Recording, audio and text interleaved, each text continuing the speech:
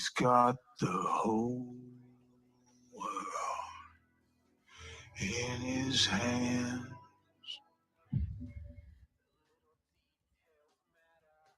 He's got the whole wide world in his hands. He's got the whole world in his hands. He's got the whole world in his hands.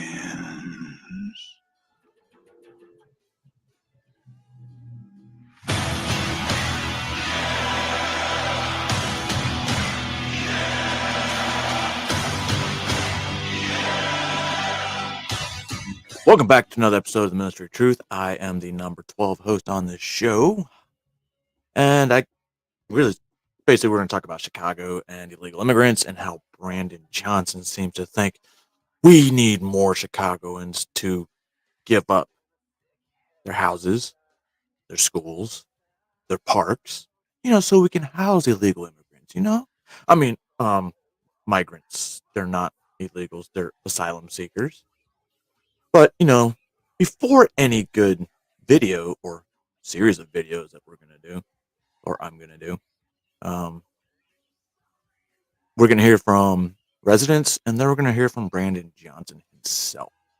If you are from Chicago, I feel sorry for you. But let's get to the video. And because freedom fighters.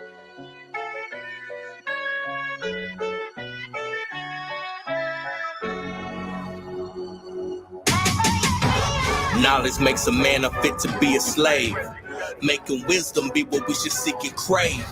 Yet we praise the dumb, criticize the brave. Ancestors must be turning over in the graves. Marching through the streets, civil unrest. Got some major problems, need to undress. Inequality is always complex, but politicians keep it covered like a nun's breast. You can cut away my tongue, won't prove I'm a liar. It just shows you are afraid of what may inspire. Truth will break the shackles, make them suddenly expire. They coming for the kid, man on fire. You can knock me down, still won't fall in line. Throw me up in jail, it won't change my mind. Freedom's gotten better mainly over time, but I know it's a fight we all can get behind. Freedom fighters, not gonna give it up. Freedom fighters, oh crunch time we had enough. Freedom fighters,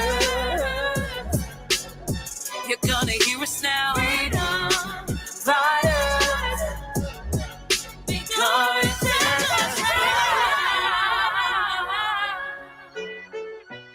Oh yeah, the lyrical lumberjack.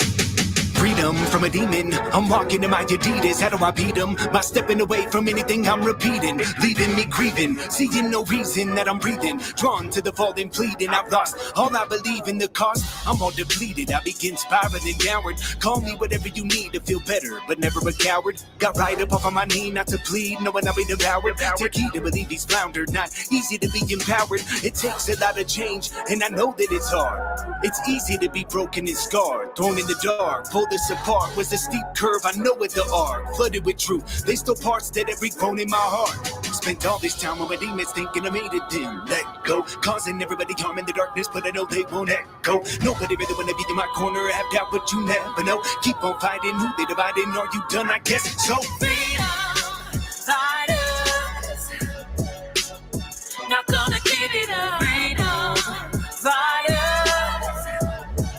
oh crunch time we had enough. Freedom fighters, Come on. you're gonna hear us now. Yeah, Mar. Freedom fighters, because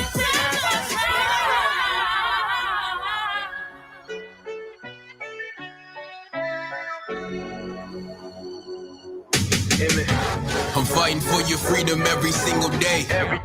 More than Memorial Independence Day. Star Spangled Banner is my nickname. Make my ancestors proud, I'm knowing they would say, man, that boy, he rap hard. Firework I ran towards, overseas in 2 wars. Still I wanna do more. Had to put my crew Overseas on. in 2 Mama wars, told me you go brother? on. Emmett Till my hue on. Aquamarine grew on. 2 classics in 2 weeks. Mainly cause they too weak. Stand up cause they show cuss. Spreading like a disease. This is the land of free. DBRAVE. In numbers we got strength. Just a you with me. The message is parallel. Wait, what are you doing? What will the future bring? Look at society, it's everything falling. Forefathers fought for Well, if that's our Canada's rights. representation. Stand up and fight for our brothers and sisters by our side. Fighters, not gonna give it up. Freedom fighters. Oh, crunch time, we Why had do you have enough. pretty eyes? Come on. Freedom fighters. Unless you give Firehead, but then You're gonna hear us now. Freedom fighters. Victory is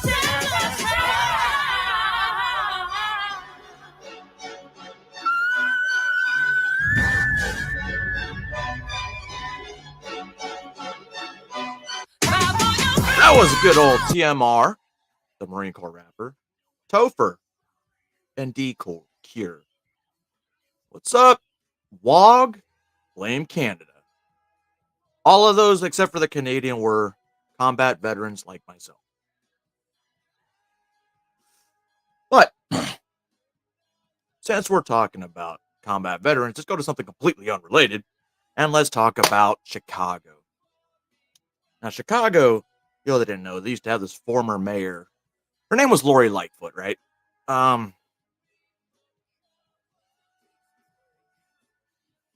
Yes, we can still blame Canada. But she was the former mayor, and I swear to God, I thought Chicago was terrible under her because of her leadership style and her racism and her, oh, look at me because I'm an LGBT black woman.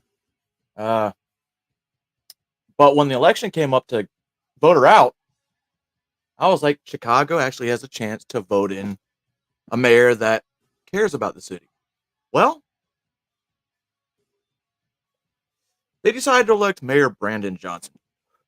Mayor Brandon Johnson is soft on crime. Mayor Brandon Johnson says all those kids that were running around and destroying stuff back this summer was just kids being kids because they're bored. But you know, Brandon Johnson thinks he's the best thing running in Chicago, and he has the attitude like it. He doesn't listen to his citizens. He just listens to what he wants to listen to, like a woman. George Bush does hate black people. I firmly believe it. And brown people. That's why he bombed brown countries. Anyway, let's get into more on Chicago. Now, these are all news clips that I just put together from 4 months out to about 3 days ago. But after that, we've got some videos to get into about Brandon Johnson saying his fucking or his city's great. But the residents tell us different.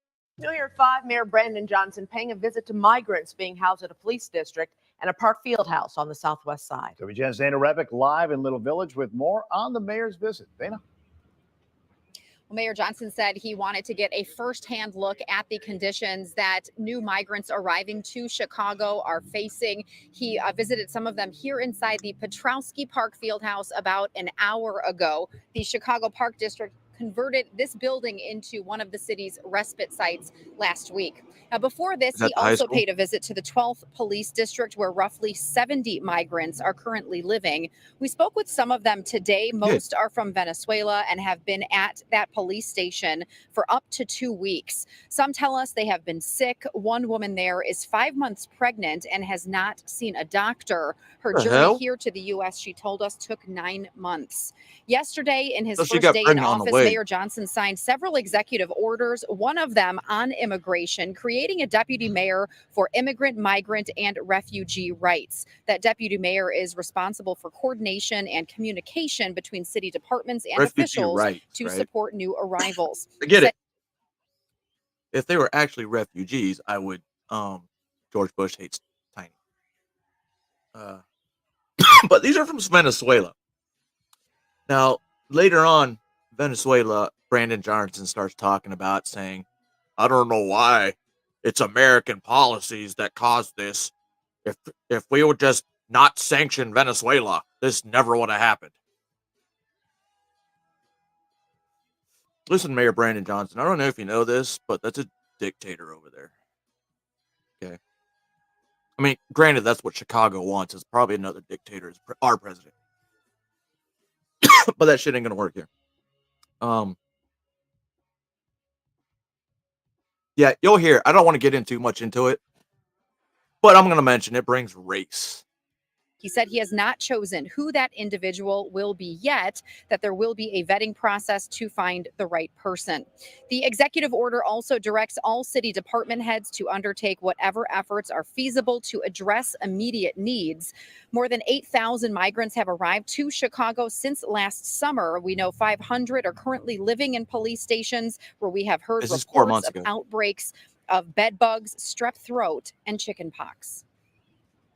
I'm here today because I needed to see it firsthand, and over the course of this transition, I've been briefed on a regular I like basis. how she did like play strep throat like it was no big deal, but then added chickenpox, which reality is no big deal. However, a lot of our kids today, well, and I'm not going to say a lot of us. I know my kids did, but that's besides the point. They get the varicella vaccine, and it prevents them from getting chickenpox. And as adults, you can get the varicella vaccine to prevent yourself from getting shingles. I had neither. I got both. Shingles suck, guys. And it is clear that police stations and respite centers, that's not the goal. 3-year-old child with a mother who's 8 months pregnant sleeping on a police floor. That She is was 6 months pregnant. unconscionable. 5 months. It's a humanitarian crisis. We're told the Petrowski Park Fieldhouse here can hold up to 200 migrants. They say they are not yet at capacity. Just within the last 30 minutes or so, we did see a bus arrive here with about 20 to 30 migrants getting off of that bus. We'll have much more on Mayor Johnson's response to this crisis in a live report coming up at 6. For now, live in Little Village, Dana Rebick. Carrying WGN. migrants just arrived today in Chicago, and 4 arrived yesterday. With Look at the this guy. Dude, he growing just conflict looks and corrupt. concern about migrants sleeping on police station floors, Mayor Johnson shared a timeline to ease overcrowding at police stations, which includes the possibility of using giant tents. Hey, Zippity. The work of city government on the migrant crisis has lacked clarity for some. Today, Mayor Brandon Johnson spoke with us about his plan to get all new arrivals off the floors of police stations in the next month. We're moving with expediency because the weather is going to be shifting very soon. And so Yeah, it's before already inclement weather 50s here. sets in, we fully expect to have these base camps established. He points to Chicago's efforts north to here. buy or repurpose multiple facilities before the end of the year to address the ongoing need to shelter new arrivals.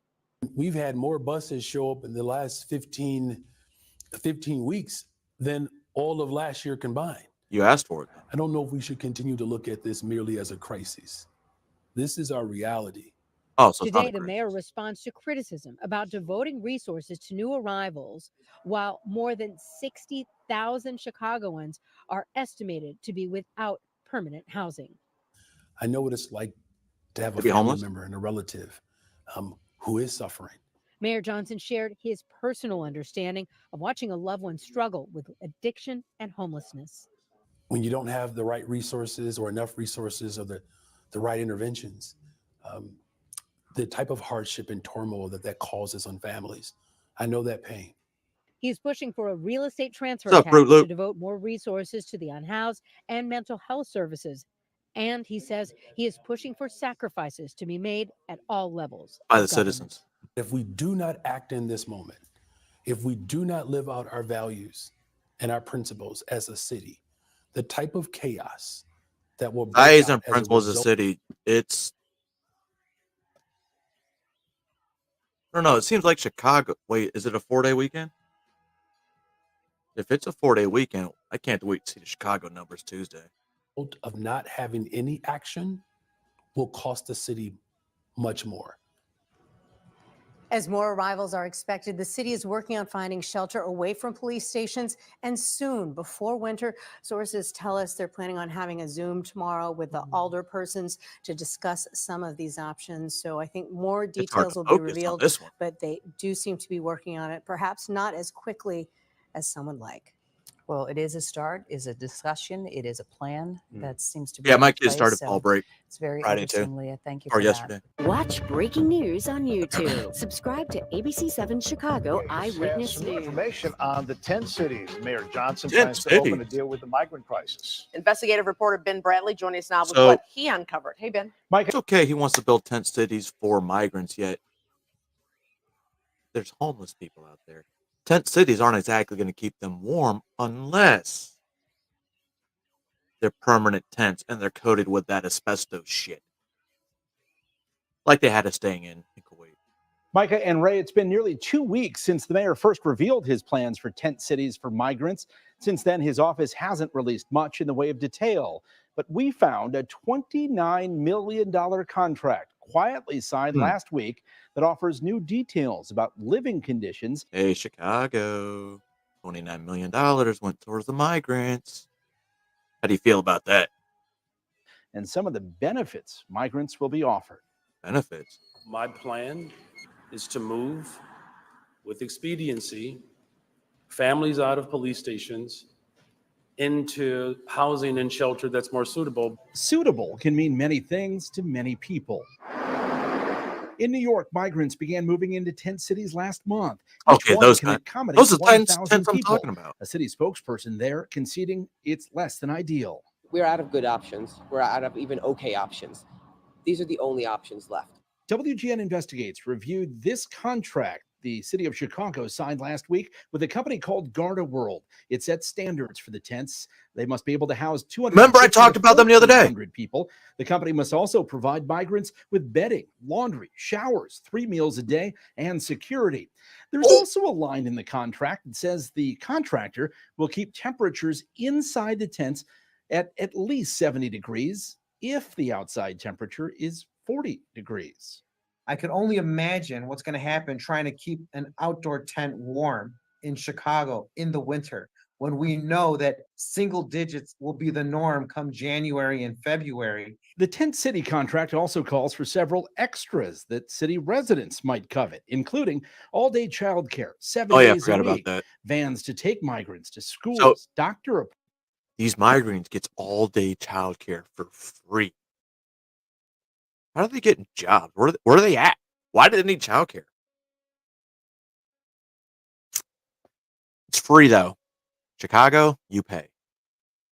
Appointments and community resources. We're not thinking long-term, Ben. We're only doing crisis to crisis. Nice flag, And dude. I said that this is not a game of whack-a-mole. This has to be a long-term, thought-out process. Alderman Ray Lopez says the costs are irresponsible without offering long-term benefits to taxpayers. What I think everyone is afraid of is that we're going to see another COVID-style debacle where we spend millions, like we did at McCormick Place for a 3,000 cot bed hospital, only to have Where's that 63 people use it and then throw everything out once the crisis is over. Where'd the hospital? Chicagoans want to see this money spent in a way that lasts for a generation. The company tasked with building and operating Chicago's tent cities is 100%. reportedly making money on both sides of the crisis. Garda World is also said to have a contract with Florida Governor Ron DeSantis' And New York. administration to relocate migrants out of that state. A City of Chicago spokesperson says this contract was done in conjunction with the state's disaster proclamation with the goal of Wait a minute. Is that the new company that took over for MVM? Because MVM was the one that was pulling security and moving the migrants from state to state. So did they change it? moving the nearly 1,500 migrants currently staying at police stations. But the city spokesperson is not saying when the tent cities may be open or where they'll be located. The city is expected, by the way, to spend more than $255 million caring for migrants by the end of this year.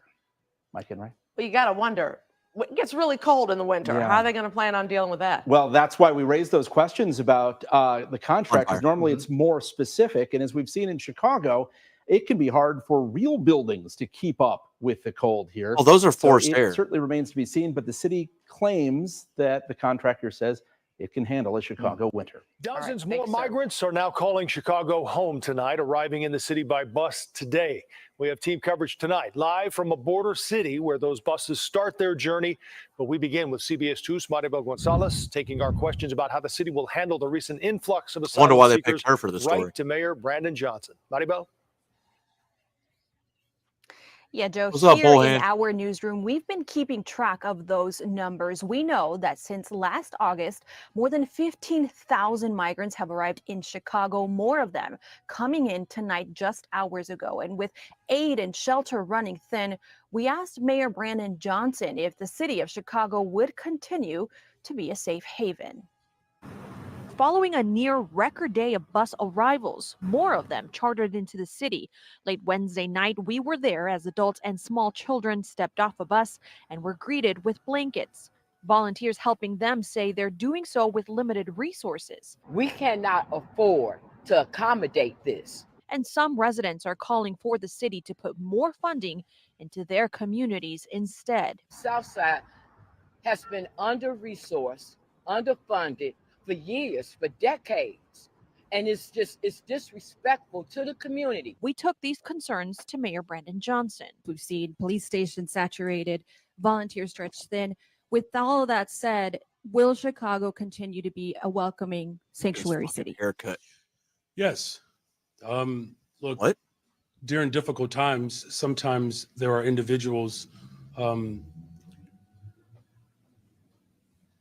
who feel the pressure, and sometimes our values are called into question. We're the city of Chicago, and this mission that the entire country asked has for? endured over the last year and a half, has been one that, of course, that has pressed our convictions.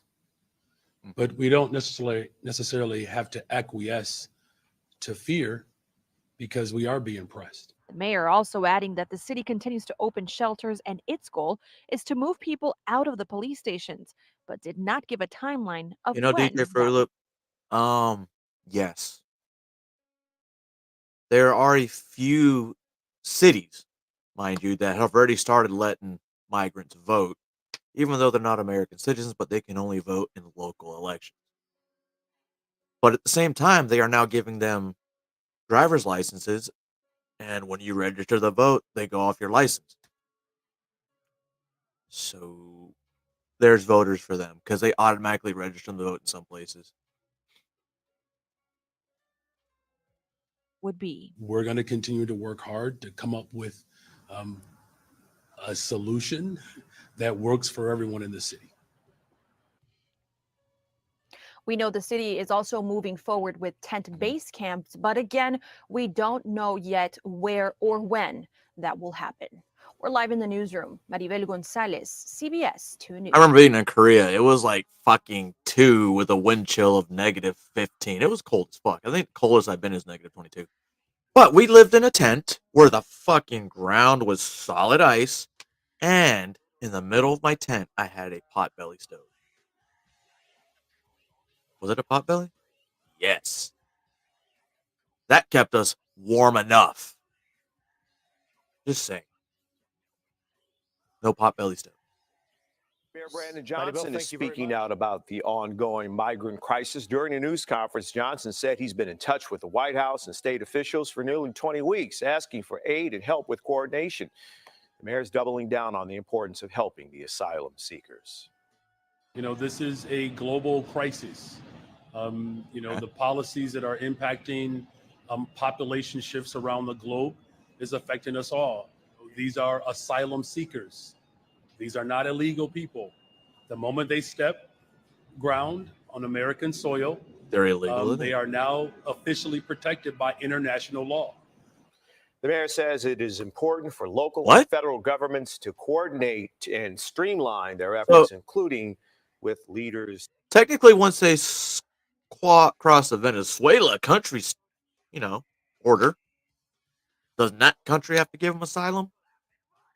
Why do they walk all the way to America for 9 months when they could just walk to the next country? It's not about asylum seeking. From Texas. What's up, Bat is Mom? asking for more money and more resources. This morning in an event here at the University of Chicago, Governor Pritzker said this is a major crisis in not just the city, but the state as well. The governor and Mayor Johnson spoke to White House officials this week, pushing for more federal help. As you mentioned, with over 17,000 migrants already here and more on the way. Pritzker and Johnson say the crisis has reached a breaking point here in the city, so he publicly a public statement out there of many of the things that we've talked about in the past with the administration, but the things that we need right now. We know that we're starting to see more and more buses. It is, as everybody should recall, let's not forget why we're seeing those buses. It's because there are these border politicians, the borders of the United States have politicians who want to cause havoc in the rest of the country. Well, it's not really causing havoc because I'm pretty sure every single one of these states, hey Jay, they have come out, either mayor of their big cities or the governor themselves, like, we will take migrants. We are sanctuary states. Why are they not going in California? They are, but not, in the rich part of California. Why don't we send them to Oregon? Oregon doesn't have any law. Nobody. Better yet, Idaho, let them grow our potatoes. Wait, that sounds racist. With every single level of government, and that includes the state of Texas. These are asylum seekers. These are not illegal people. In that letter to President Biden, the governor said in part, quote, the federal government's lack of intervention and coordination at the border has created an untenable situation for Illinois. More shelters are opening up across. That's exactly why I don't like federal government stepping in too much, because now look at it. They're asking for the government's help. Asking for the government's help. Because the government is here to save the day. Across the Your city taxpayer of Chicago, but dollars. still more than 2,000 migrants are living on floors of police stations and airports, waiting for a more permanent place to stay. Watch breaking news on YouTube. Subscribe to ABC. All right. So now that that's over, now let's actually listen to some are aldermen. But there's a bunch of, there's actually 3 videos I want to get to. 2 of them are citizens. And the third one is Brandon Johnson lying off his ass. See, I coughed, so it must be true. So let's get with some of these. Shit. Sorry, guys. So this is Chicago. They're trying to take a city park from this community, the Odmundson Park. Now, however, the residents, they have something to say about it.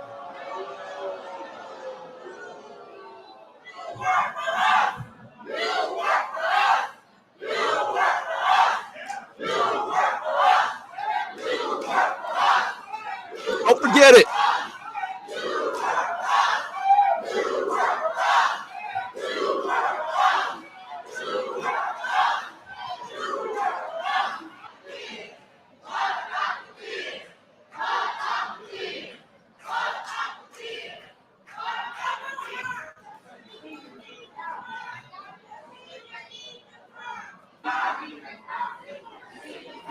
Ladies and gentlemen, if we could go ahead and if we tune it in to do so. Oh, you see that sign? Go ahead and if we tune it in. I hope they're reading that. Too bad Brandon Johnson's going to be in there for like 3 more years. But can't they do recalls?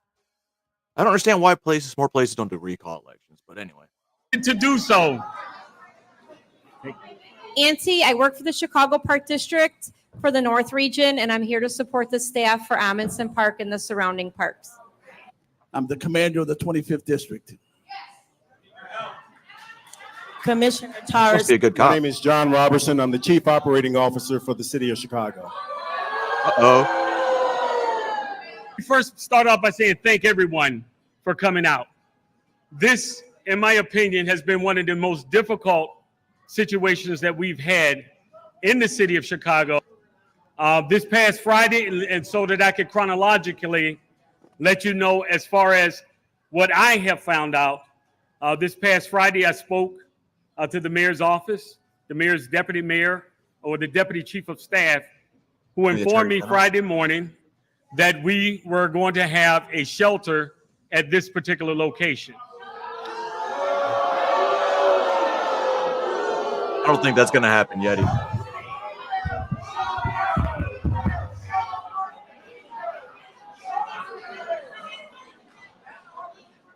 You're gonna be allowed to speak. And well, they should be allowed to speak anytime they want.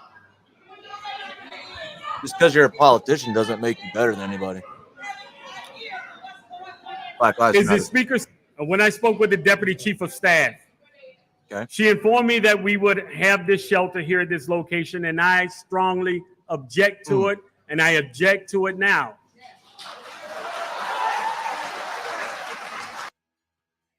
Actually, I don't really know what you're talking about. So send me a message on Gmail. Yeah, I don't know what they're seeking asylum from exactly either. It's Republican politics, guys. That's all it is. And I'm not saying that, because I want your applause. I'm saying that because we cannot take a resource from our community.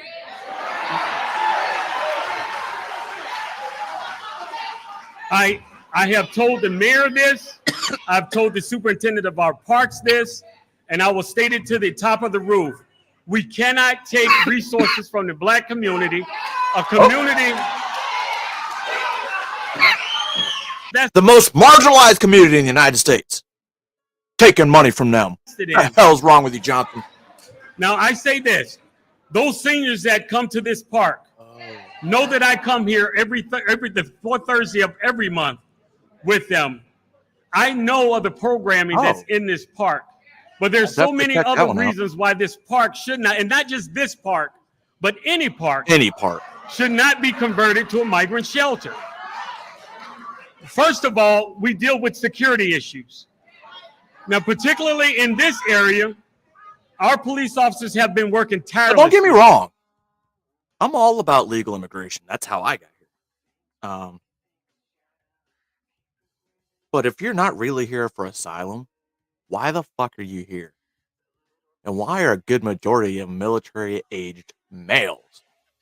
Why are some of them black? Why are some of them Chinese? Because we have Chinese black people in South America, guys. Fact. Look it up.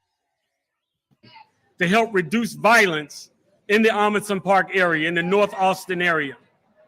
And this, by no way, helps them in their efforts in reducing crime. I say, secondly, I believe in a democracy. I believe in a democratic process that says before you make these decisions need to be brought to the community. Oh, that's a republic. Now, I will say this. There's some out there that say, we want to see the email. I can show you every email I have. You come sit down with me, I will go through every email. But there are no emails with regard to this. I received a phone call Friday that this was going to be a shelter. Now, one other reason that we do not need this as a shelter. We have for months, and even beyond months, we have been telling our youth, if I could please speak, we've been telling our youth not to go downtown, not to gather in mass, not to commit crimes downtown, because we want to provide opportunities for you in your community. Well, this specifically flies in the face of that, and it takes a very valuable resource from our youth. Our seniors have been able to walk across the street and enjoy programming here. it would be extremely difficult for them to walk a mile and a half or even get a mile and a half from here to continue their senior program. So I ask you, and I have never asked this of the community before, I ask you to join me and stand up against allowing this to become a shelter. One of the main reasons Now, we want guys- to show this between Brandon Johnson and New York, but mainly Chicago. This is coming to every major big city that's run by, unfortunately, a Democrat. Unless you count, well, Dallas is a border state, so because now that's a Republican. It's coming, and once those places have had their fill, fuck, I think we're getting them here in Nashville. I hope not. Anyway. Yeah, for those of you that want to find me, yeah, I live in Tennessee. Hold on. Stop. I want you to know. I want you to know that I support our mayor. He is our. Goddamn. You fucked up. Allow me. You allow fucked me up. to finish You my fucked sentence. up. I support our mayor and what he is tasked with. Our mayor is tasked with over 15,000, providing for the well-being and shelter for over 15,000 shit. people. Guys, I am not going to try to talk over you. I am not going to try to talk over you. Well, it's their meeting, not yours. But although I support our mayor, I do not support his decision to use this as a park. We cannot use our parks. We cannot use our parks to house migrants. Again, it takes away from the vibrancy of our neighborhoods. And so with that, I ask you to join me. Now, we have not made this into a migrant shelter yet. But if we call our mayor's office, if we can get on our telephones, if we can talk to his deputy mayors, his chief of staff, I bet you they don't answer. we can do everything that we can possibly do to make this not a shelter. Well, the thing is, I don't think Brandon Johnson actually cares what the constituents have to say. Because he's just going to do what the fuck he wants anyway. On the Austin community. Speak. Is it? Oh, I wish I had the unedited version of this. They shouldn't edit these fucking town halls. Mr. Glover. Danny? Mr. Glover, you're going to get an opportunity to speak. No. Turn the mic on. We're tired of hearing politicians. Hell yeah. Turn the mic on. Turn the mic on.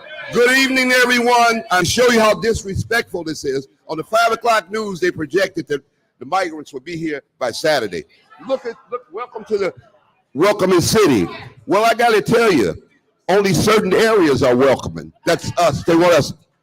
They say they want to use this park, but let me tell you, LaSalle Street, Clark Street, all the office buildings, nobody wants to be in the loop anymore. They all want to move west because of new buildings with better amenities. Those buildings are empty right now with water, heat, and everything. But they don't want the migrants down there. We're not anti-migrants, but this is so disrespectful for them to just sit up here with this crap and we're supposed to listen to it. You know what? If you would had your right mind and see a crowd like this, you would say to yourself, they don't want it. But no, these politicians, they think that they can just do everything. And see, another thing as you all's representative, I can say what I want to say because I take nothing from them. I don't need nothing from them. Hell yeah. Okay? You're representative. They have disrespected us, our community. They're going to tell us and just shove it down our throats. And we're supposed to like it. Yeah, you all are sitting there. And another thing, they do not have a plan. And so many migrants come in, they say, let's take this. Let's take that. Now you see a viable park here that's functioning well in a nice area. Say this was a bad area, they wouldn't be here. Okay? Another thing I want you to understand how we support this park. This park needed air conditioners. You think we went to the park district? No, because we don't need them. We bought them. Supplied this whole park. They needed a stove and a refrigerator. We did it, the Legislative Council. They needed a microwave. We give Christmas parties, and I don't ask these politicians for a dime. And this place is packed. See, they don't like people like me because I'm not taking their crap. And Brandon Johnson and Mayor and Alderman Terry Farrell, they wear this hat, and it's there. And all this crap about I just got a notice of that. Well, if they don't give you that much respect as alderman, you don't need to be alderman. Oh shit! Okay. So hell yeah. Don't drink the Kool-Aid. There are ample places in this city that the migrants can up the health issue, the shots that they haven't had. Get off your phone. They're going to set this city back a long ways with this crap that they're doing. Just throwing people in. They don't give a In New York, half the hospitals are full with migrants. They can't get away to. Now, I don't mind, and we're not anti-migrants, but it shouldn't be on our backs. All right, this is our park. Mr. Glover, thank you so much for your comment. And I want to say something to you all. And when you leave here, stop depending on the politicians. And stop voting for the same people getting the same results. Whoa. People are waking up, ladies and gentlemen. They are waking up. Go ahead, Mr. Oh. What's those two words? What's that one? What? What? Now, one of the things a couple things I'm gonna point out to you real quick, because he said it all. I can't do any better behind him. Guys, listen up and give Mr. Truss an opportunity. Again, one thing about this is Chicago Park District facility. You have a Chicago Park District Board of Commissioners. They never voted on turning this into a migrant center. So, yes, thank you. Looking at tax bill. And it's like they don't even go through the process of going through the Board of Commissioners, not going through the community and doing this to us. See, people talk about, I'm going to defer some of my time to my wife, is the fact, I always try to talk before her because I never want to go behind her. But people got to talk about the fact, it's like, they ain't taking nothing away from you. It's enough for all of us. No, it's not. No, it's not. Now they're taking away an asset that people worked 30 years. My buddy worked years to put together programs that they're taking away from us, black people with a black mayor. Can't miss that point, from this community. And it's like, what insanity? What are we going to do to them that's going to listen to this? So far, they're talking about elections. It sounds like they voted for Brandon Johnson because, well, he just gave it away there. change our minds from no and not taking out our part? And the last thing I ask of you, please, please call Anthony Bill, call all the aldermen and say support Alderman Anthony's bill ordinance for a referendum on whether Chicago remain a sanctuary city. And think about it, this bill is not, it's not to say kick off the migrants that's already here. It's to a point we just got to say no, because there it is. Because if you all got a $500 million, because it's $300 million now, and by Christmas in January it's gonna be $500 million. Now, if you got $500 million laying around, I want to be in your family. First of all, I want to be your third cousin once removed. But the reality is, it's gotta say no, because that's the simple solution. Is no. Turn the buses around. Mr. Truss, you got about 15 seconds left. Thank you. Hold on, Ms. Truss. Ms. Truss. Ms. Truss, hold on before you start. Hold on before you start. We have about 60 speakers. So we do have a counter up here to give you an opportunity to get your message out so that we can take this message back to the mayor. Ms. Cotter. Mayor should be there. Ms. Cotter Truss, go ahead. I want you to take a look around this room. I want you to pay attention.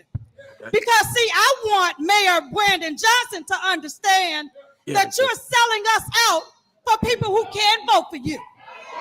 They will We in 2 years. are the facts. We stood with you. And now you stand and you slap us in the face. I tell you what, tomorrow we're going to punch you in the face at the polling places. We won't stand for this. We say no. Thank you. Because you care. Huh? We are not. Just give me a moment, please. Planning guy? Please. They already don't like you. We are not here this evening to tell you how you should feel. I think you are. We're not here to dismiss your feelings. The reason that we are here this evening is to provide you with the information to understand how we got here and how and why. Bro, he's basically telling them, fuck what you guys want. We're doing it. Like I said, shit tyrants do. We are presenting this information.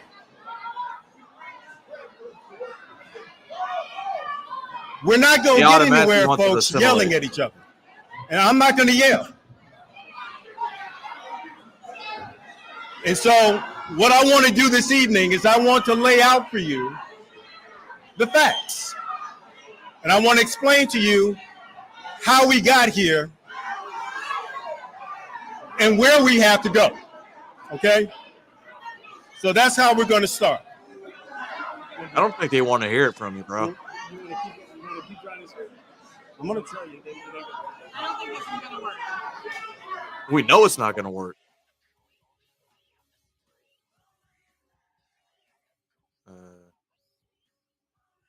Okay, folks. So, Alderman, if you would allow us, because you're not going to let me present the information.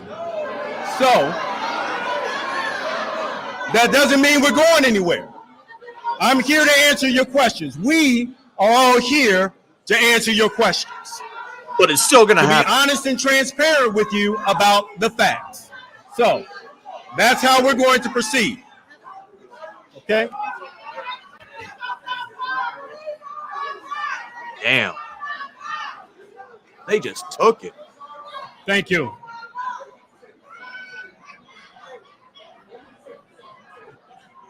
Sarah.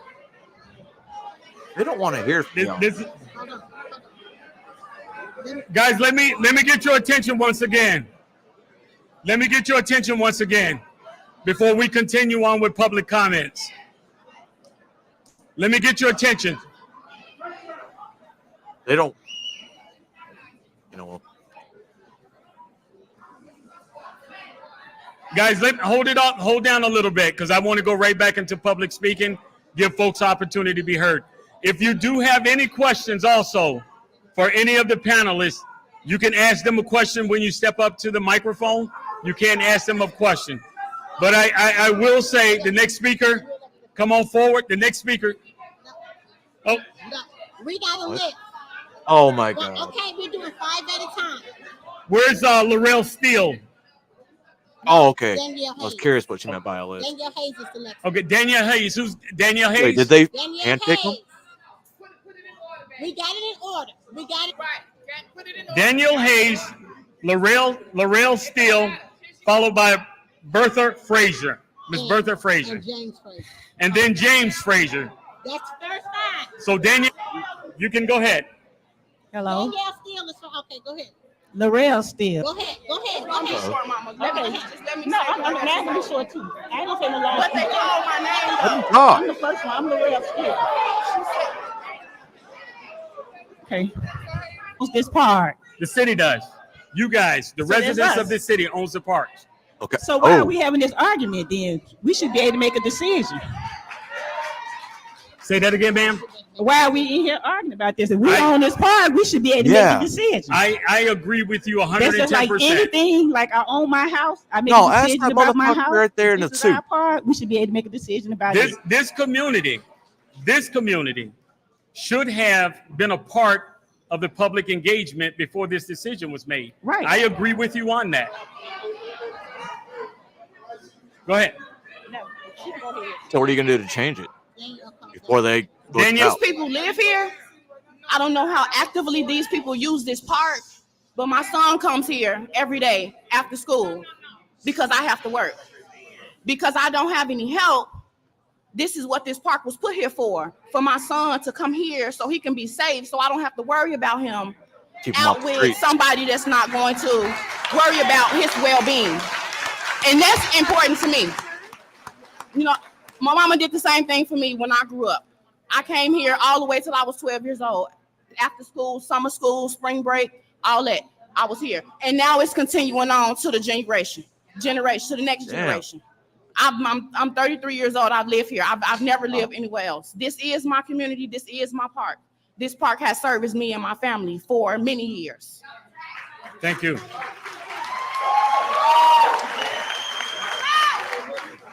My name is Michelle Zappalo, and I should be on the list, probably like number 10 or so. But my question to you is, if we shut this park down for the people that bring their kids here for sports programs, where they're supposed to go? Not their problem. Let me answer that for you. Not their problem. I have an 8-year-old. He's been out here since he's been 6.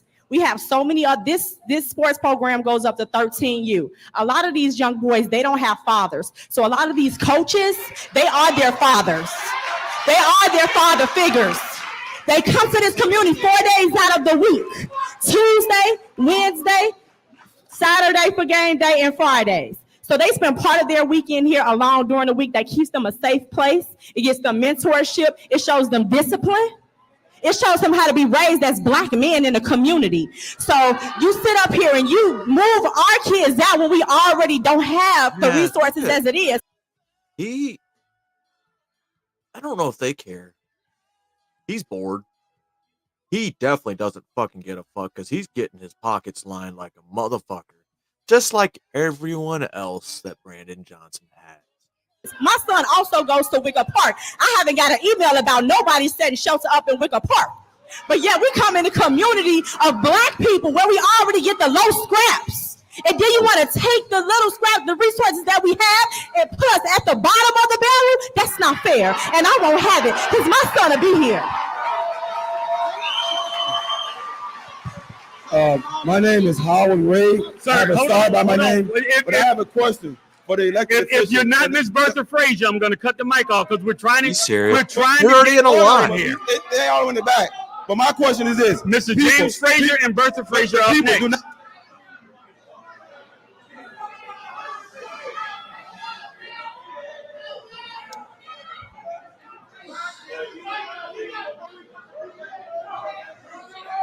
Tell you what, if they come up there and their name's on the list, it doesn't matter, right?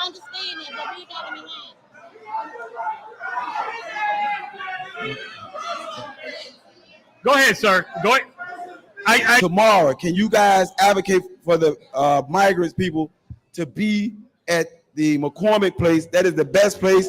That's the biggest place. That's the safest place for them. I would like to see Alternative. what is your answer, because the mayor said that we must make sacrifice. Let the McCormick place, let those people make sacrifice. The money that's going, the $53 million, $200 million, let that money go to the McCormick place. What is your answer? Would you advocate for that? Ma'am, go ahead and There you step up. go. Guys, I'm not calling off the list. If you want to speak, stand in line. Let Mr. Because Rich guy talk. this is not working by calling off a list. Go ahead, ma'am.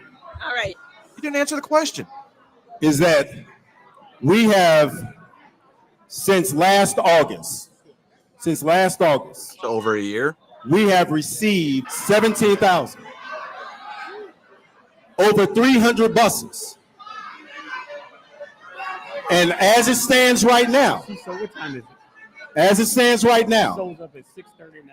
we have almost 10,000 migrants, It's the deputy mayor. asylum seekers that we have sheltered here in the city of Chicago. And Okay, go ahead, ma'am. we didn't answer the question. And so, Ladies and gentlemen, if you can keep it down so that he can finish answering the question, because this gentleman wants his question answered. So if you can keep your voices low. It's not running. Alderman Talaferio. Go ahead, sir. Alderman, we need you to take control of this meeting. For those of us that followed the process and signed in to speak, we need to be allowed to speak. You just cannot have had police Ma'am, I agree with you. I agree with you totally. But unfortunately, it is very easy to lose control when folks are screaming. I have a list of people I'm called to speak. There's an order to this, and we are trying our very best to have these folks that have got. We have 23 shelters that we have stood up.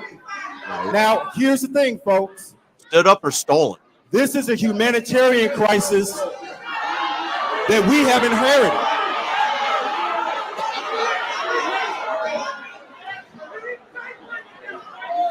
Ma'am, Miss, go ahead, and then Miss Laurel Steele. I'm sorry, Bertha Frazier, and then James. Having everything that's going on with the young people, but we have things for our young people here in our community. So why are you going to take that away from them? You're taking that away from them when you have all these schools that have been closed down. Utilize the schools. Utilize those schools. I don't have no problem about no one coming here, but utilize what we have. We got a lot of vacant buildings and things that we can utilize. Don't take away from them, because what's going to happen, the crime is going to get worse, because I don't mind. It's a devil's workshop, so they ain't got nothing to do, so they going to just go and get in trouble. Thank you, ma'am. Thank you. Mr. Deal. We'll do that in a little bit. I want to give the community an opportunity to speak. Where's Mr. Melvin Funchwick? I'm sorry, Carolyn Ball. Carolyn Ball, the Melvin Funchwick. Oh yeah, what are they doing? This is our community, and you just don't dump anything on us and expect us to accept it. Okay, that is not what we pay our taxes for. There's too many places. There's empty schools, empty buildings that you can take them to. We don't have a problem with them coming. Good luck to them. But this is not the place for them, not at this particular part. You'll get her name. And if we have to take the fight to City Hall, that's where we'll go. This obviously isn't working. Okay. They're not hearing you. Kanenia Smith, followed by Johnny Miller. I just want to know, why are we not important enough for him to show up for us when we showed up for him? We voted for him. We walked door to door. We was out here advocating for him to be the next mayor of the city of Chicago. He has not showed up for us for anything. We had to battle the floods by ourselves. We have to battle this violence by ourselves. He doesn't help us do anything. And I want to know what he's going to do about this. I was one of the first Windy City cheerleaders on the first team they even had. This is what these kids need for this community. We got violence. We got poverty. We already getting scrapped. Why do we always got to be at the bottom of the barrel? I feel like we under the rats and the damn roaches. Y'all treat us like anything, and we just supposed to take it. Now, I'm not saying that I want the migrants to be misplaced. I'm not saying that I don't want them. I don't want them here. That's not going to help us. We got a school right here our kids go to. We don't know these people coming through here. Y'all can't track these people. Our kids are not safe. So I want to know why he's not here to address us and let us know what he's going to do. I think he owes us Thank you, ma'am. Thank you. Johnny Matthews, then Linda Johnson. Johnny Matthews, then Ms. Linda Johnson. Johnny Matthews first. Ponce de Leon. Who is she? If you could please introduce yourself. Good evening. My name is Beatriz Ponce de Leon. I'm the Deputy Mayor for Immigrant, Migrant, and Refugee Rights. What? Oh, shit. I'm glad she's here. I want to share. First of all, I want to say thank you for coming here. and No, every don't time, thank us. We could have been doing something else. I don't know if I want to make sure I understood your question. You're asking where will people go when they're here? Right. So I'm gonna answer that. Okay. Guys, can we give her an opportunity to answer Ms. Matthews' question, please? So people, the people that we're talking about are human beings just like you. We know that. We know that. It is not us against them. We don't need you to tell us that. No, we don't need you. We don't need you to tell us that. It's not us against them, and that's the problem. They're not we don't hearing your care bullshit for. excuse. We don't care for that. We are not insensitive, but we got a problem with you thinking you can jam something down our throat. Yes, you can. Go ahead, Ms. Johnson. Ms. Johnson, go ahead. Okay, hold on. My question: are you the one to make the decision to take our part? Hold on. Okay, let me share this with you. First of all, Ms. Johnson, hold on one second. First of all, Ms. Johnson, hold on one second. okay, you have to be quiet. Guys, can we have your attention, please? Can we have your attention? Okay. We have a speaker up at the mic. So we can hear. You have to be quiet so these people can talk. You have to be quiet. Please be quiet. That is not our problem. My issue is you want to put a Band-Aid on a leaking faucet, and that is not going to work. You have no right to take the taxpayer Park District and tell us and jam it down our throats like gangsters what you want to do. This is our Park District, and we have a right to have a say-so. But we don't have a say-so. You all called our alderman and told him what he's going to do. This is war. How disrespectful that is to him. You don't have that right to do that to us. And we're not responsible. Y'all need to go to the root of the problem. You need to stop the buses, stop Sanctuary City, and it's not us against them. You all need to take care of it and quit trying to tell us this bull crap that you sitting up here telling. We don't care about what the mayor said down there. We ain't concerned about that. We're concerned about our park, our safety, our kids having a place to go and showing up our senior, because I'm one of them. So my thing is, I don't need my taxes going up. I pay my taxes to come to this park, and you all have no right to just make a blank decision to take it.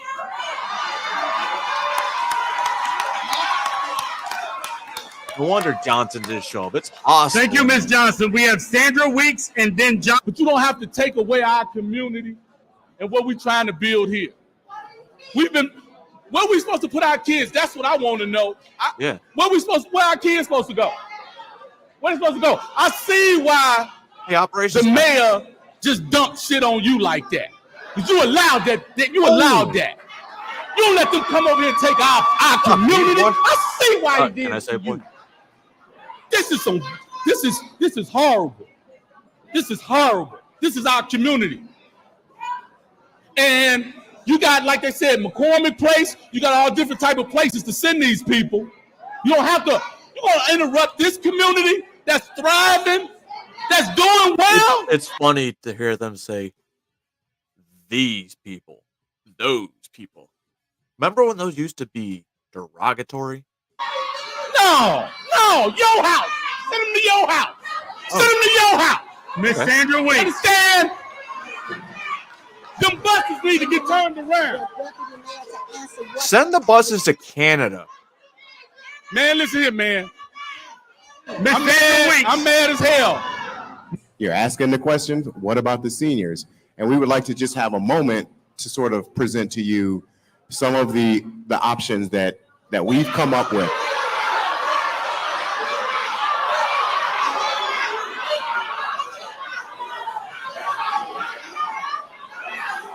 They think it's funny.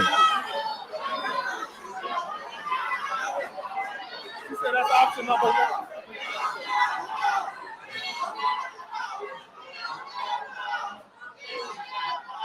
Okay. We don't want no options. We want our part. Mona, Mona, isn't that your turn, Mona? Bruh.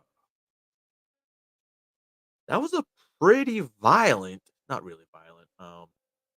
I mean, if this was DC, that would be a very violent mob, and they're probably doing illegal stuff like insurrections. But Anyway, so other than that, this one happened 2 days ago. There are residents of Chicago right now that are suing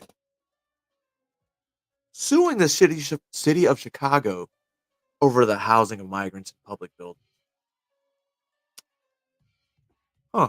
Like, I don't know. These, not shelters, these parks, the police station. Are they occupying City Hall? No? Why not? City Hall seems like a good place. So let's talk, listen to some of these people talk about how, how they upset with how their community is being treated and they want change. So this is the only way they can figure it out. Clear, we are not upset with the individuals who are being allowed to cross the borders into America. Let me make that very clear because people get it confused. We are, however, outraged with the government's response to how the government's response and our elected officials' blatant disregard to the local crisis Black families and children are facing now in our city. It is disingenuous, and I'm curious to think, are they really only sending the migrants to the majority Black neighborhoods? I realize it's Chicago, so I don't really know how the breakup works. I know there's a whole Hispanic section because I used to some chick in there. Anyway, back to the show. That was just a question. highly disrespectful to come into neighborhoods that have suffered decades of disinvestment, redlining, poverty, and violence to tell them you're taking resources away only to give it to another group of people that you allowed to cross the border illegally.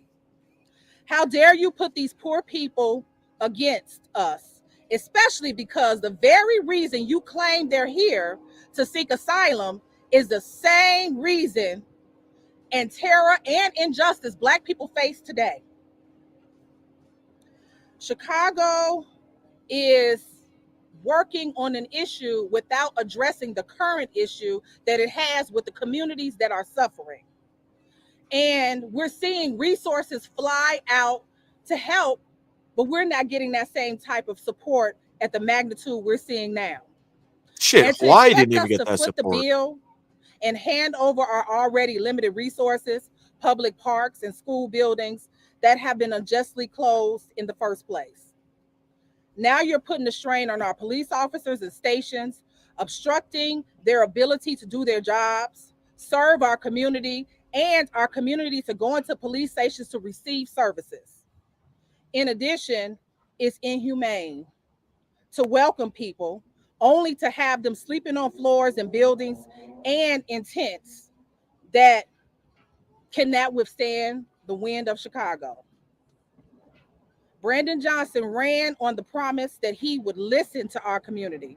And in the beginning of Vlad, this what's crisis, up, man? stated that he would not re-traumatize those communities that are still suffering from the impact of school closing, redline, and violence. We are here today demanding that the city of Chicago and Brandon Johnson stop disrupting park programs, taking away from our children and families that depend on those services. We want him to stop using public school buildings as housing because they're not zoned as such. And specifically for this building was promised to the community, and our children deserve a high school. A high school. We want to reopen this as one because we do not have a neighborhood high school. That school over there is not a neighborhood school. It's a selective enrollment that actually restricts our neighborhood kids from going. So that's a violation of our civil rights, and we want this building. We pay taxes for it. We are also demanding a full independent audit of how our tax money is being spent. That's right. We still have a homeless crisis. Black Americans have the highest rate of homelessness, including youth. We want to know how they're being housed, if they're being housed, what money is being spent on them. We None. need to know how money is being spent on our education system. Well, we now see that Chicago public schools and all city agencies are focusing on migrant children. Migrant children deserve to have equal access to education. And so I'm wondering does if they put the migrant children in these schools and they start dropping the standards. Wow, that would make sense considering some of these schools, kids are graduating, they don't know how to read or what 2 + 2 is, because 2 + 2 is definitely not 5. black children who have historically been denied that right.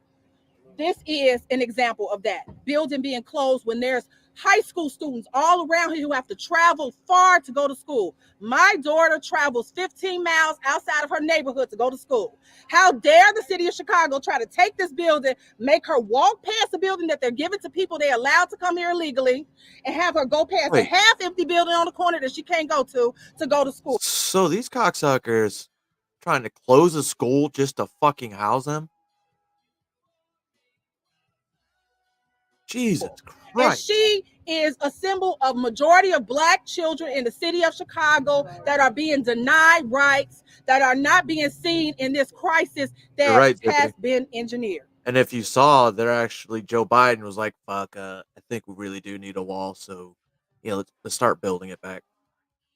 Again, we're not here saying we're against individual people who cross this border. We're mad at our government for putting them against us. Because that is what's happening. Plain and simple. The residents of South Shore deserve a high quality high school. We deserve South Shore High services. Our parks deserve to be open. We have present here people from Taylor Park. Taylor Park is located in the Robert Taylor community. We all know what happened with Robert Taylor, right? No. Thousands of black Americans were displaced. And the city of Chicago has been threatening these poor families to take away their park. That's not fair. They have football teams. They have the cheerleading teams. Their kids are engaged socially. They need those services. Let's talk about the West Side. Last night, you guys saw the West Side. Well, they're taking away community centers where kids go to, stay off the streets. So now the kids are going to be on the streets. Doing what? Stuff kids do. Just, being kids. Right? We're proud of them. That's right. If no one can understand, their black family can understand why they turned up in that meeting. Because it is still an injustice. It is an injustice. It's disingenuous, and it's not right for these people to come into our communities when we are suffering now. Brandon Johnson, go on your word. You cannot be elected into this office and ignore the people who got you here. That's right. We're not playing with you. Well, absolutely. New York City, same exact way. So today, we're here to say we want justice. We want the city to be more transparent. We want you to stop blatantly throwing the migrants anywhere. Right. We don't want tents built in Roseland. That's right. We don't want our park programs being taken away.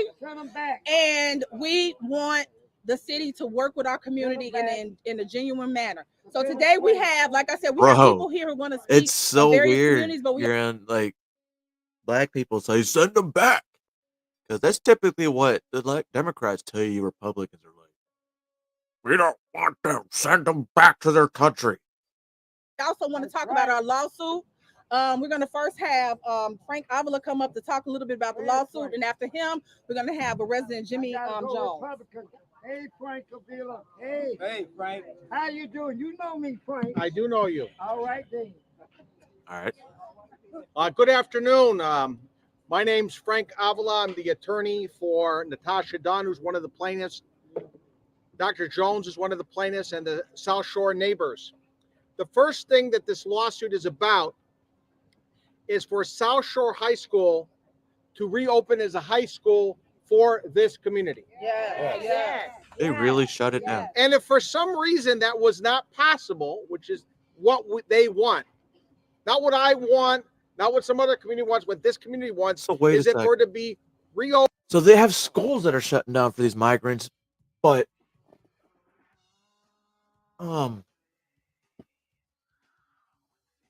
when you think about the education for funding now, I bet you, especially in Chicago, the education funds probably went towards DEI and sexual exploration,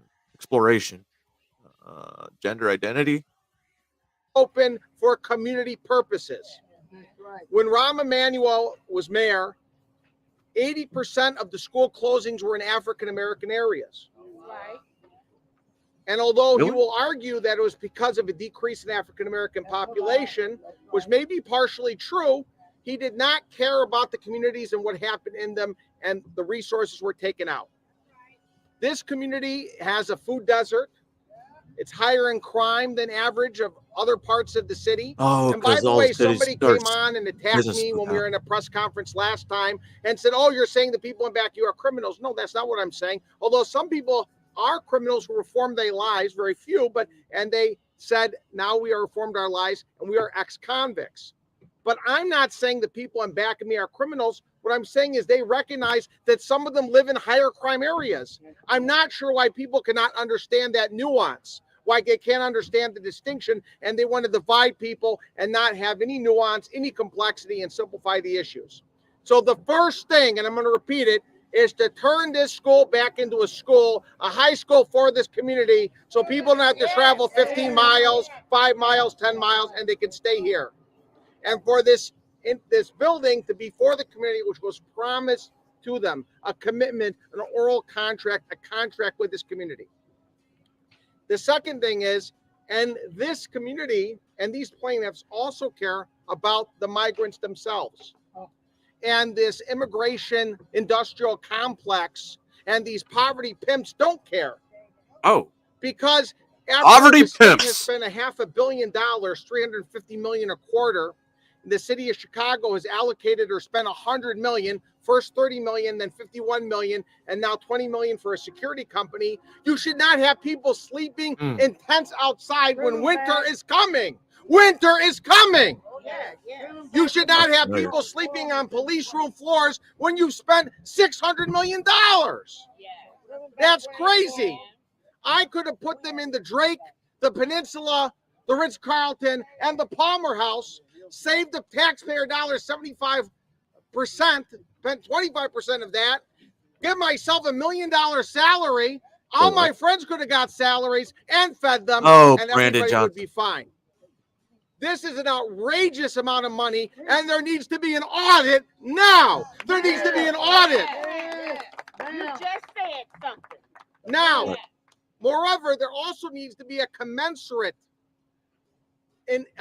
investment into long-term residents, including immigrants, this community, African-American communities, low-income communities, and communities that have been deprived of resources, where there's food deserts and crime and lack of schools and lack of opportunities, including South Shore, including the West Side. My son boxes at Taylor Park, which they're going to want to take over and in that program. I thought they said they weren't. In Petrowski Park, which is in Little Village, which is heavily Mexican-American community, Hispanic, mostly Mexican, with a good amount of undocumented, they've ended programs for children. I've gotten calls from parents of autistic adults who are now aged out of the school system, and they've ended their programs. This is not residents versus migrants or citizens versus migrants. This is about putting migrants in residential housing. McCormick Center at 3,000 beds was actually for a quasi-residential. You don't put them in tents outside in Chicago winters. You don't put them on floors of police stations. Moreover, one of the reasons why some places have high crime, one, it's inhumane for people to live on floors of police stations where you don't have showers or sanitation, where you have people coming in and out of germs, where you don't have proper bathrooms, etc. It's bad for the police officers who are living in unsanitary conditions, unsafe conditions that are not OSHA. OSHA should come in and shut that down. And how can we have public security and safety and police properly preventing crime or resolving crime and having a police presence when now they're residential housing? That's right. Somebody is making money off of this. A lot of money. Show us the money. And there needs to be an audit. This community needs to be protected. Other communities need to be protected. This is not black versus Hispanic. You know they're This never is going not to audit. immigrant versus citizen. This is about what's doing How right. 9/11 happened. This is about what's being humane and being sensible and fiscally responsible. And this is about not ignoring communities. Now, we filed a lawsuit back in May, and it did temporarily stop. The city did not put any migrants into South Shore School. And maybe we thought we won. But now there's buses and buses coming in, and we had information that they were going to now put people here. And we decided to refile it, make it better, amend the complaint, refile a new suit that was more comprehensive, and also address some of the concerns and some of the responses and answers that people had. So, and I know some of you had questions on that. So we've sent the lawsuit out. I can send you all copies today too after this. And the lawsuit a new lawsuit has been filed. And we may add other communities to this lawsuit. We haven't decided. Should. The priority for this lawsuit for me as a lawyer is my clients and the South Shore neighbors and South Shore High School. However, this is a broader issue, both to help the migrants and to help other communities. People should not be living in parks and city colleges and schools. Benito Juarez in Pilsen, which was an Hispanic community until it was gentrified, is now they want to put people there. Now, should adults be with high school students? But I thought parks were already housing the homeless. Not can't really say housing, but I guess housing the homeless. What about them? Just never made sense to me. Like they had all they still have all these homeless people. They're actually living in tents, and they don't have anything from the winter except for a steel barrel and some fucking sleeping bags. Should we take out gyms so people cannot have programs in sports? This doesn't make any sense. This is illogical. It's stupid. It's bad policy. It's bad decision making. And they're undocumented. And also, it's a federal issue.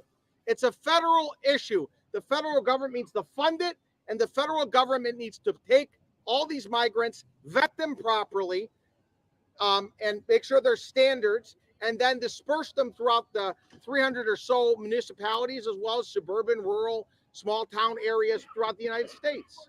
Not just New York City and Chicago.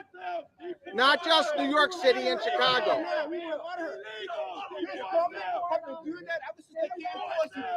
Right? They did that, right? You know about the tourists? The tourists, what they did to Native Americans? They're doing the same thing again.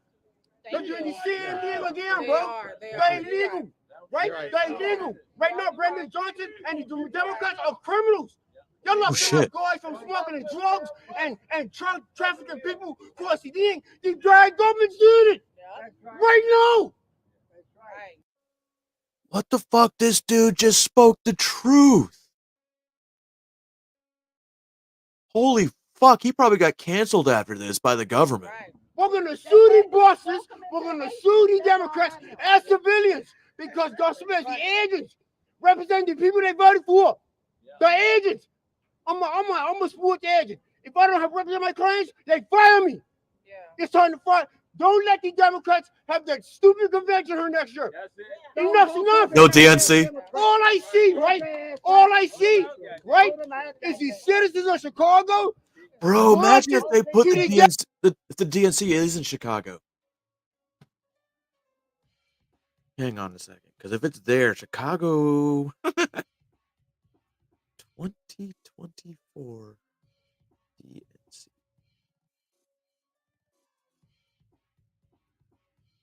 Next August. Oh shit. Unless they do something now, that one-on-one. Last chamber. Ever since these scumbags came across the border, ever since these European scumbags came across the border. Come on with it. Thank you for your point. Let me say this. Thank you for that. I want to bring this back because we're saying a lot, right? Okay, but to be clear again, he's right. There's a lot that dude's awesome. Happened. A lot of that anger and outrage that you see is warranted, right? I mean, we've been through so much in our communities that when we see stuff like this is traumatic for us. This is traumatic for the people in our community. So But he's still going on back there. Have Jay come up real quick, and then we're gonna have someone from Woodline speak, and then we're gonna ask questions. Go ahead. Now we're not gonna. So anyway, Good afternoon. just let you know that lawsuit. Hopefully that lawsuit goes through, and hopefully more and more of Chicago's communities join that lawsuit. Now, what does Mayor Brandon J? Why was I going to say J? Brandon Johnson think of all this? Well, 20 hours ago he had a press conference. That was like a whole hour, 40-minute long. But I got to where he's talking, and let's see what good old Brandon Johnson has to say about his lovely city and what's going on. It's a victory for the soul of Chicago, especially for Black and Latinx women. Thank you. Oh, great.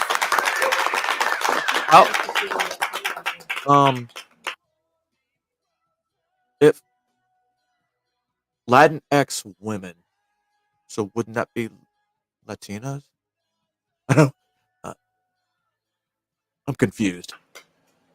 Thank you again to all of our city council members that are here. I also want to make sure that we acknowledge a dear friend and brother of mine as we have come through the ranks of organizing. Alderman David Moore of the 17th Ward is here as well. Oh, wait, Deputy.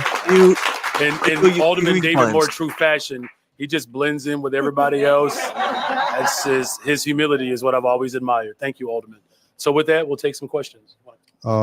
Craig Delamore, and we're tight on time, so we'll try to keep it to one question, and let's get through this quickly. Thank you.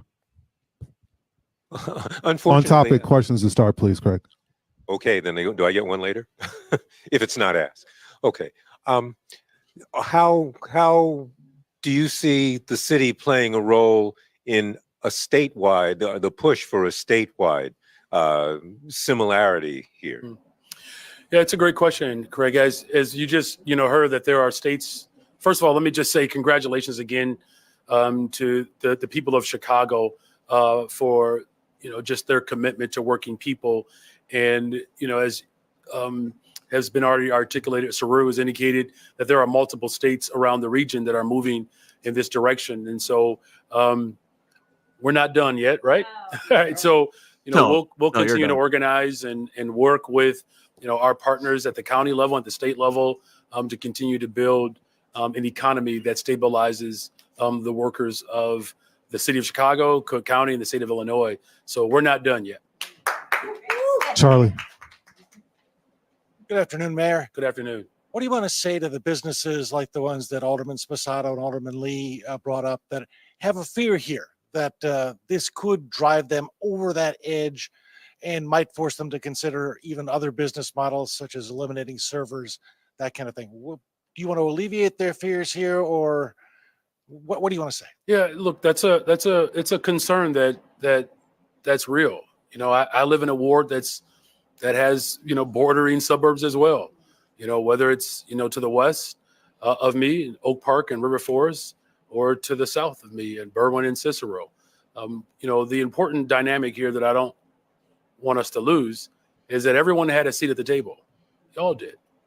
And I've made a commitment to collaborate with all of our stakeholders. And that's why, the progression has been situated the way it is, so that businesses have time to mature as this new legislation matures as well. And so, we're not done. And that part of the work, and our alder has expressed this, Fuentes, that we get a chance to work through dynamics and continue to study the patterns so that we're doing right by everyone. Look, we want businesses to thrive. That's why City of Chicago, we're certainly well on our way to reviving our downtown. I believe we have the fastest growing downtown anywhere else in the country. We've just seen major investments take place with. Wow. That sounds like he took that from Joe Biden and Karine Jean-Pierre. So plagiarizing. And Venergy, another expansion there, $1 billion investment from Google, a $233 million close in Fulton Market. I mean, I can go on and on. Yeah, why don't you tell about all the businesses that are leaving? Target, Walmart, Dollar General. Wait, they have Dollar Generals in Chicago? They continue to brag about Chicago, but we're already bragging because we just passed one fair wage. Oh, there it goes. Thanks. AD. Craig Wall. Why are y'all here? I'm joking. Sarah Schulte. Wow. Alice. Gaynor. Justin. He knows why they're all there. Hey, Mayor. So I believe the final tally was 11 aldermen.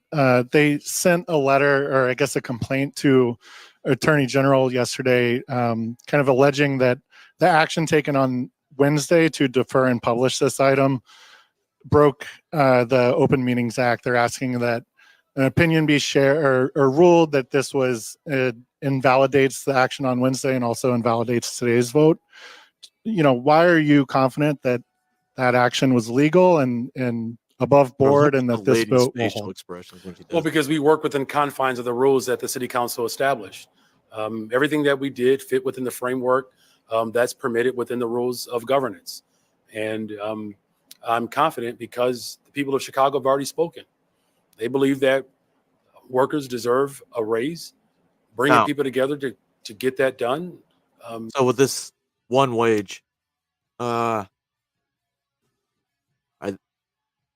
that why the illegals are there? So they don't have to pay the full 25? So it's not really going to affect anybody? Is the hallmark of my administration, and we're going to continue to work within the confines and the guidelines that have been established by the rules. Everything that we did was within the framework that the rules have been established that the body voted on. Mitchell. Tessa. Oh, he's getting nervous. Mayor, Hey, do you think there's a disconnect? Look at him. All those people are really there for the off-topic question that he's going to try and avoid, and he fucking knows it. He can see it. That's why he's like, what fucking time is it? Oh, God. Between the Biden administration resuming deportations of Venezuelans? Are we after- still on topic? Yeah. Are we? Yeah. On topic, please. See? I don't have an off-topic question. Okay, Aaron.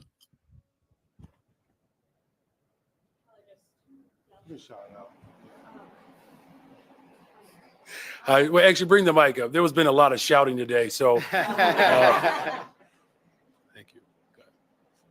You are introducing your first budget next week, and still don't have permanent commissioners for CDPH, housing, DPD. Will we see any appointments before budget hearings start or during budget hearings? And how do you ensure that those budgets are what they need to be without a permanent commissioner? yeah, people are still working. Thank you for that question. People are still working in those various departments. Government hasn't stopped.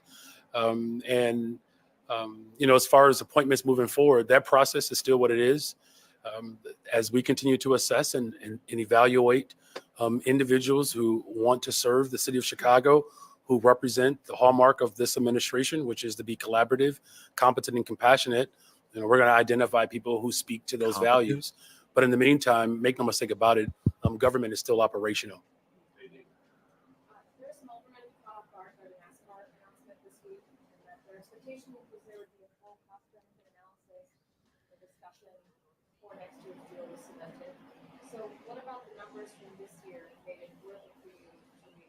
Well, thank you for that question. There have been multiple conversations from my administration with various alders whose wards are impacted. I'm very intentional about making sure that we are reaching out to people and having those conversations. As far as, what makes this event a worthwhile venture to go into another year is what I expressed a couple of days ago, that we got a better deal for the people of Chicago, where we have reduced the amount of time on the front end and the back end of this event for setup and takedown, as well as additional resources that will ultimately give us the ability to pay for some of the cost that occurs as a result of this, event. I mean, look, we've seen the fact that Trying to give a long-winded the most answers. well televised event, and that's in spite of the rain and many of the economic benefits that we experienced, even with very extreme weather. it was still net positive. So we're going to continue to have those conversations, as I've committed to doing, to make sure that all of our events are speaking to who we are as a city, highlighting the best part of who we are, which is representative of all of our neighborhoods in the hey, downtown. dude, you're on included. TV right now. Craig Wall, we have about 5 minutes. I get 5 minutes? Thank you. No. Two-part question for you, Mayor, if you could. From the DHS visit yesterday, I know your administration was part of this briefing.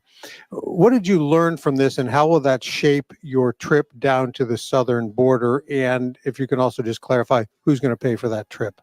Yeah. So, it's important that City Council engages with the leadership of the Biden administration. It's something that I, again, have demonstrated as an executive that I'm not holding the ball.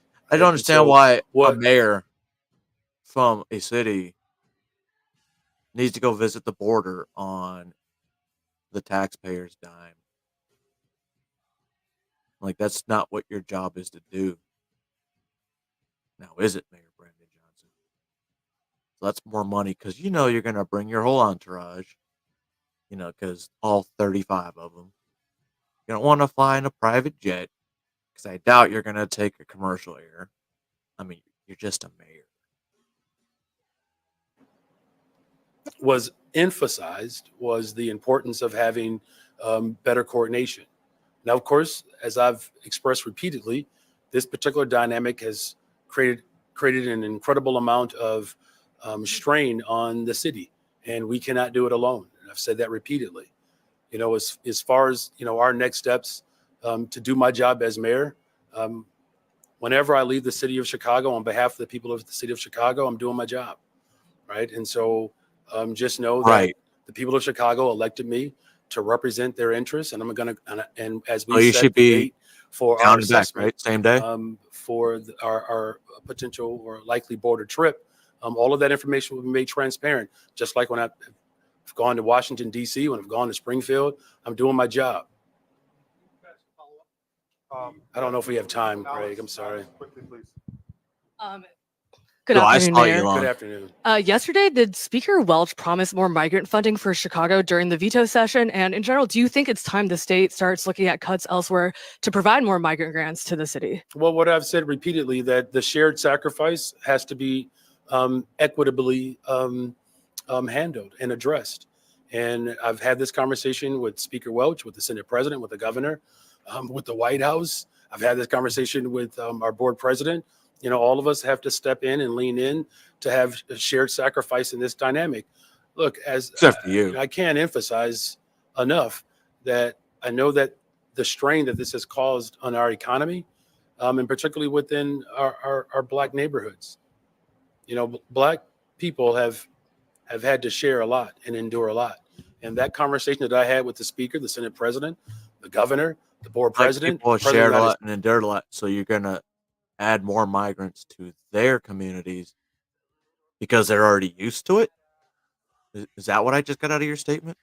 States, I'm constantly reminding them that the pressure that continues to be placed on the city of Chicago, and particularly Black Chicago, they have to help alleviate that. Wow. I'm Has to sorry? be Black Chicago, white Chicago. I'm going to continue to have conversations to ensure that the sacrifices that are being made, that it is shared equitably. Hi, Mayor. Sabrina from Channel 2. Hey, Nice. Sabrina. Is This your first time? First time asking you a question. Oh, wow. Okay. Well, Well, hey. congratulations. Oh, thank you. Let's see how this goes.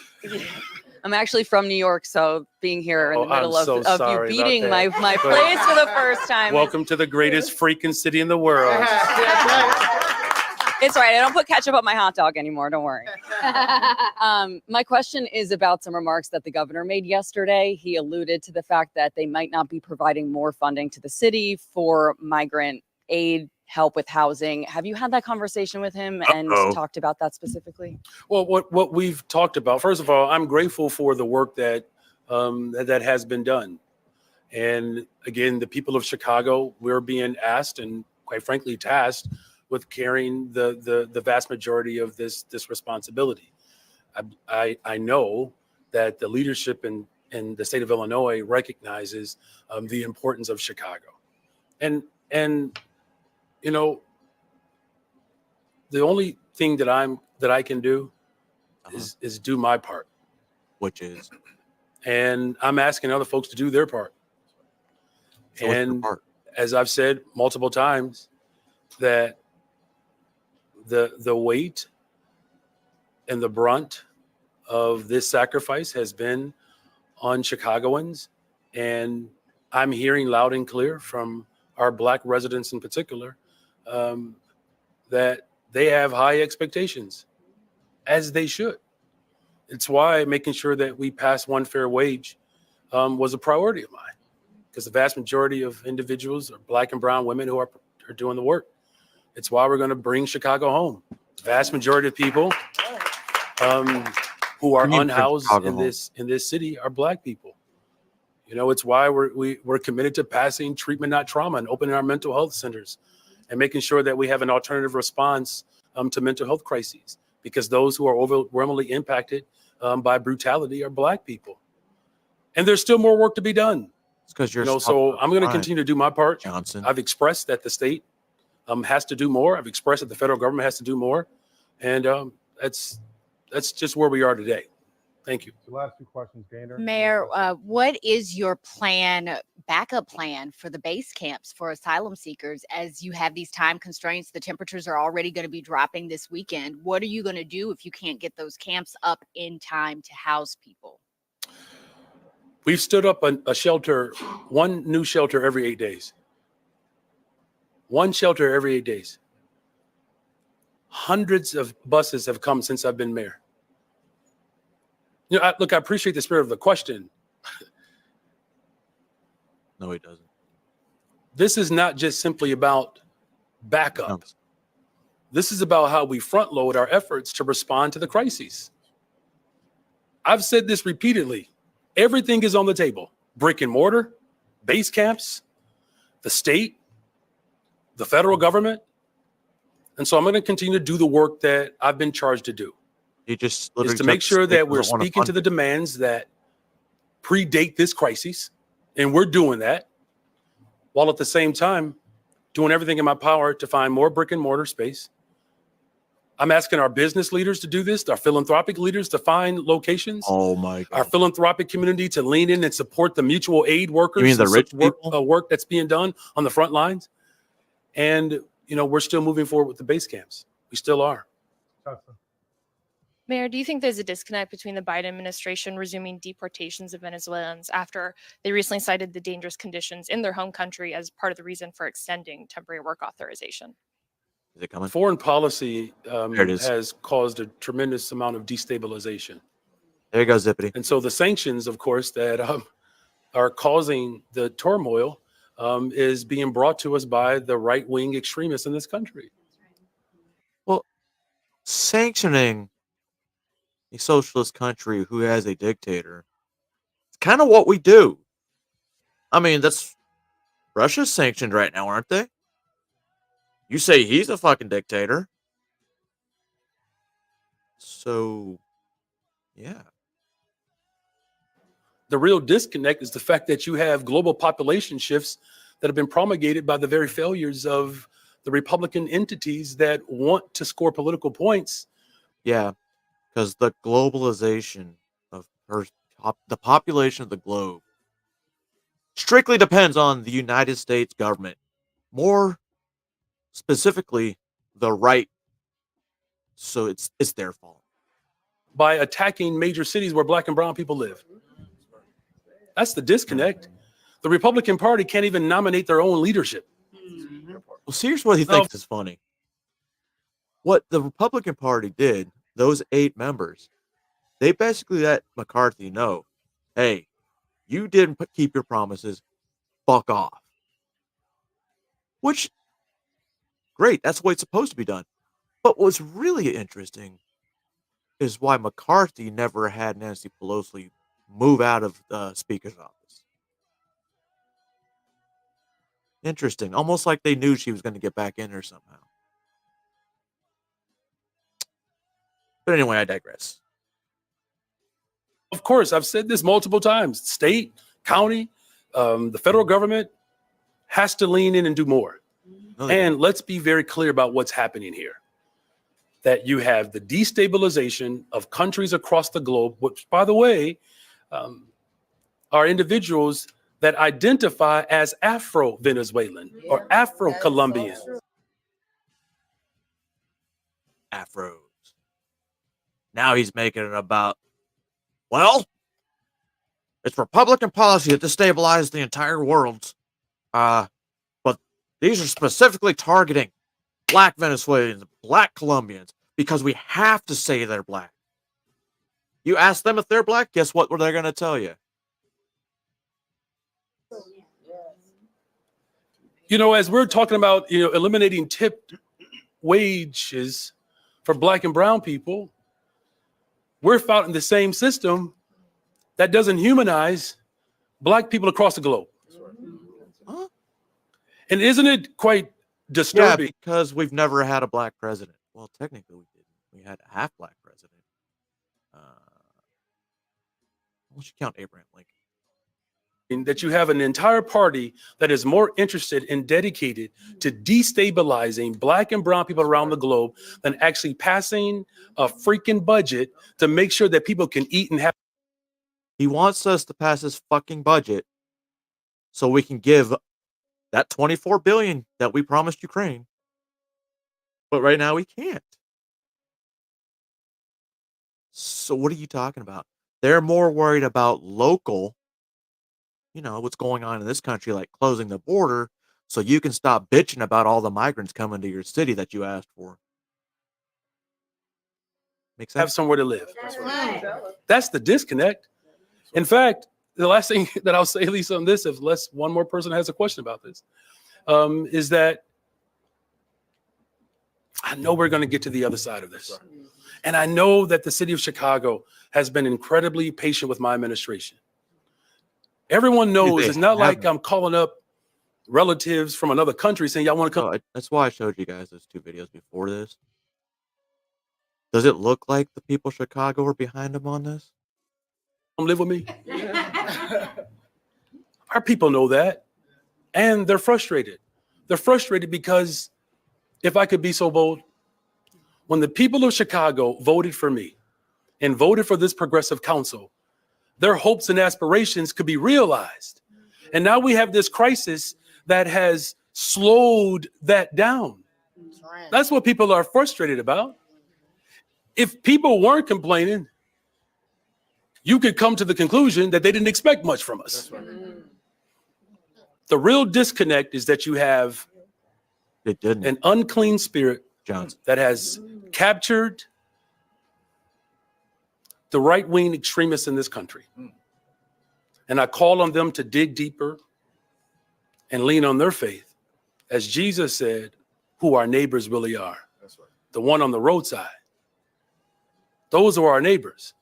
So we have to do everything in our power to make sure that we respond to the crisis that's right here in Chicago, that is the formulation of decades of disinvestment, while also making sure that we're pushing back on failed foreign policies that continue to destabilize countries across the globe. Thank you. That's why we have. We do this one. This is the last one. I got you. It is actually kind of follow to exactly what you're saying. All right. The poll that came out this week, polling people across the city along racial lines on whether Chicago should continue being a sanctuary city. Majority of people, voters said no. And the highest among those were among Latinos and Blacks. And one of the reasons why is because of resources. So are you concerned that you are losing? Yo, dude, you just said the entire city was behind you. But it's the Latin communities and the Black communities that are had enough of your bullshit. And they don't want to be a sanctuary city. So everything you just said, bullshit. Mayor Brandon Johnson. Are you hearing them? No. That's why you're going to use taxpayer funds to take your posse down to the border for a trip, as you call it. Is this crisis continues? Thank you for the question. This is not about votes. This is the problem here. If people think that my job is solely based on how I can get the next vote, we'll get to that in the next 3 years. But I got you. Hold on a second. I just want to make sure that I don't want people to believe that the political decisions that the right wing in this country is making is going to force me to make a decision that will go against our values because Well, first of all, I don't know why you're blaming it on the right wing that your own citizens don't want to be a sanctuary city. Your own marginalized minority group, you know, one of the most marginalized groups in the United country, want to get rid of sanctuary city status. Brandon Johnson, you are not listening. You refuse to listen, and it's fucking Chicago even more.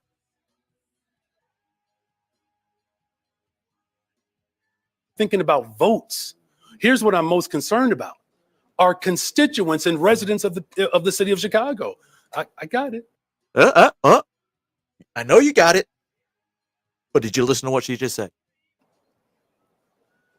My bigger concern is the fact that we have an alt-right movement, not just in this country, but around the globe, that continues to disrupt Black and brown economies. Can I just offer up some context real quick? There are leaders in many of these countries. I kind of want to know what countries he's talking about. I want to know all these Black and brown communities, Black and brown countries that we are directly affecting. That come from the same movement and struggle that Jesse and I and Carlos come from. What people should look at the story of Her Excellency, the first Black vice president in Colombia. Okay. Who was not that much different than Alderwoman Jeanette Taylor, who was pushing if you ask her, I'll tell you, she's just the first woman vice president in Colombia, because they don't give a shit about that shit, Brandon Johnson. It's only the United States where we care about fucking people's race. Why? Because it gets you votes, it gets you control, and you can use them as an example at any time you want. back against the government when they were coming into villages of which mostly Black Afro-Colombians lived in, disrupting their local economy, causing them to lead movements to actually ultimately transform this government. And then when they got into power, the very forces that they fought are now mad at them and destabilizing their economies to force this massive population shift. And so this is about elevating the consciousness of the entire globe. My bigger concern is to make sure that those families, I'm going to speak directly to Black around the globe, that I made a commitment to I'm not invest in listening. the very communities that were disrupted by previous administrations, that have closed schools, that have closed mental health clinics, Yes. that have shut down public Yes. housing. Yes. Everything that I've done up to this point, while still handling this crisis, I have not stopped governing to make sure we're raising the wages, Yes. passing treatment, not trauma, bringing Chicago. I'm so glad there's people like Mayor Brandon Johnson who lead the great city of Chicago, which is one of the safest cities in the entire world, because we don't see, well, actually we do see color. And he only cares about you if you're Black, Afro-Colombian, Afro-Venezuelan, or is it Venezuelan Afros? Doesn't really matter. It's weird that you think Maduro is a great leader of a country. You probably think, as a Black man, that Che Guevara was your role model. Brandon Johnson, a Black man who probably supports Che Guevara. Go look up who Che Guevara is. The same, because a lot of Black people that wear the Che Guevara shirts, or these, disenfranchised white women that wear them, you support a guy that murdered many Black people. So history is a great thing, but I'm not telling you how to think. I just know that they're trying to push all these people that are coming here, saying they're leaving this, that, this, and that. But these are the same people that are coming here that are voting in your cities. And why are they going to vote for you? Which they're not supposed to, right? Right. Hear me out. But they're doing it in cities because he allowed me to come here. That's great. He took me from living in a police station to living in this really nice high school that, wait, we just shut it down for me? Little old me? Thank you, Mayor Brandon Johnson. You have my vote. Now I'm just telling y'all to think because none of that things I just said was completely fucking true. Except for I'm telling y'all how to think. Wait, I'm not telling y'all how to think. I'm just telling y'all to think because right now it's in Chicago. It's in New York. It's in Los Angeles. It's San Francisco. It's coming. Coming to a city near you. Unless we do something about it. And unfortunately, it seems like every time we vote people, they just take no for an answer. And they're like, well, we'll move on to the next thing. Let's send money to Ukraine. Because you know why? We send money to Ukraine, it'll help stabilize them, and we won't get Ukrainian refugees. Wait, we're not getting Ukrainian refugees? Or would you take Russians that are trying to, what's the word I'm looking for? Seek asylum from Putin's dangerous ways. Will you take those Russians? They're seeking really asylum if Vladimir Putin is such a bad person, which I don't know, I'm not supporting Russia. But when they tell you something's bad, because they're telling you Maduro's good, but they're telling you Putin's bad. They're telling you Zelensky's good. They're telling you Donald Trump's bad. They're telling you Barack Obama's good, and they're calling me a terrorist. So until next time, ladies and gentlemen, boys and girls, and children of all ages, I do not have to 18 plus this because, well, it's Chicago, and I mentioned black people quite a few times being disenfranchised minorities. Thank you, and until next time.